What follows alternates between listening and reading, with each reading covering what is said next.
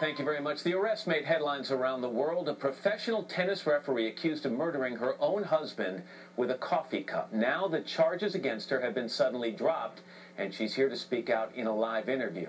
We'll hear from her in a moment, but first, NBC's Mike Taibbi has more on this story. Mike, good morning to you. Good morning, Matt. 70-year-old Lois Goodman, known as Lolo when she worked some of the biggest tennis tournaments in the world, proclaimed her innocence from the time she was arrested in New York and marched before the cameras on the eve of the U.S. Open. 3 months later, it was prosecutors who asked that the charges against her be dismissed. The story's ending was as dramatic as its beginning. Prosecutors saying they couldn't make a murder case against Lois Goodman in the death of her 80-year-old husband, Alan. The judge ruled immediately. The motion is granted, case is dismissed, and bond is exonerated. Jubilation for the veteran tennis ref, and then the last step to complete freedom, cutting off the electronic monitoring bracelet Goodman had been wearing as a condition of bail after she'd returned from New York. I feel that I've been treated fairly now, and it was just a tragic accident. Alan Goodman was found dead in his bed last April 17th in the couple's Woodland Hills, California condo. And though Lois Goodman called it an accident right from the beginning, a coroner reached a different conclusion. He died as a result of blunt, sharp objects. That object, according to the arrest warrant, a deadly and dangerous weapon, to wit, a coffee cup that Goodman allegedly used to bludgeon her frail husband to death. There followed the showy arrest in New York, Goodman in her designer tennis ref togs on the way to the U.S. Open. After her voluntary return to California, supporters started a defense fund and insisted the Lois Goodman they knew was not the defendant described by prosecutors. All I can tell you is my mother did not do this. She is not capable, physically or emotionally, to do something like this. That was a daughter talking.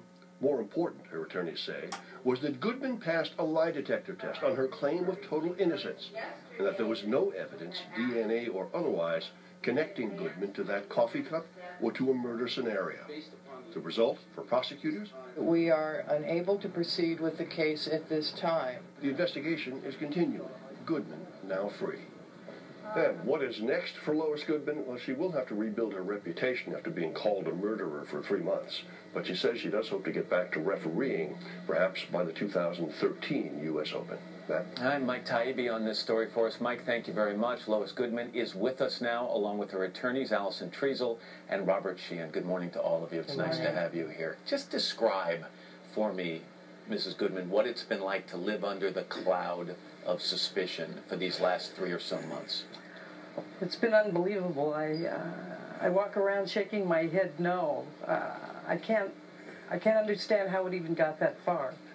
But we had to see this thing through, and thank God it's over. You're a 70-year-old woman. From everything I've read, you have lived a crime-free life, and they didn't accuse you of shoplifting or something. This was murder.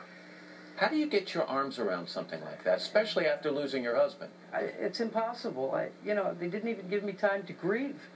And I just don't understand the whole thing, why it happened. And I want to take you back to the remarks of the prosecutors, and this jumped out at me, all right, in the statement. It says, quote, "We are unable to proceed with the case at this time." Not, "We're sorry. Lois Goodman had nothing absolutely to do with this. We made a horrible mistake. We are unable to proceed with the case at this time." Does that make you uneasy? Let me jump in there, if I could, please, Matt. The case is dismissed. All credit goes to the L.A. County DA's office.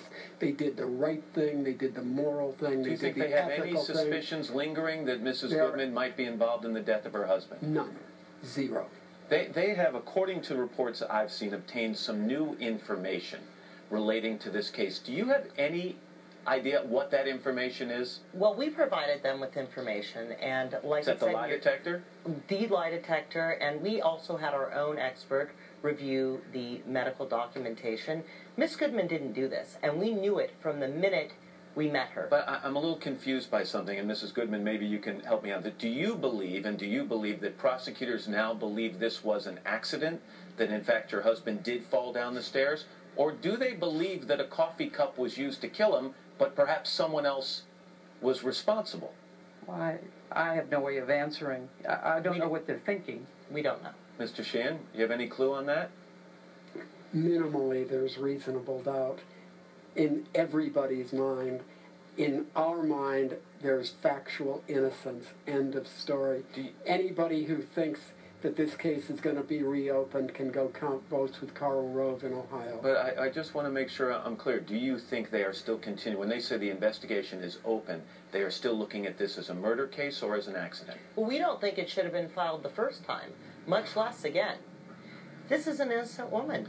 Well, why do you think you were charged? Is this a case, Mrs. Goodman, where the spouse is always involved, quote unquote, or do you think police had some reason to believe you wanted your husband dead? I don't know. I'm the spouse, and I don't think they had anyone else to try to blame. So they came after me.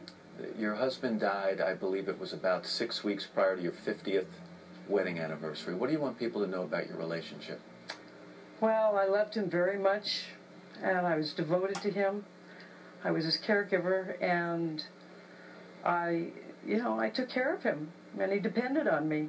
And I was always there and worked full-time at the same time. So I was always running and doing for him. We heard from your daughter, who was very supportive. I know your family and friends have been supportive. Do you feel you'll be able to get your reputation back? I don't think I ever lost it. I'm looking forward to going back and seeing my friends.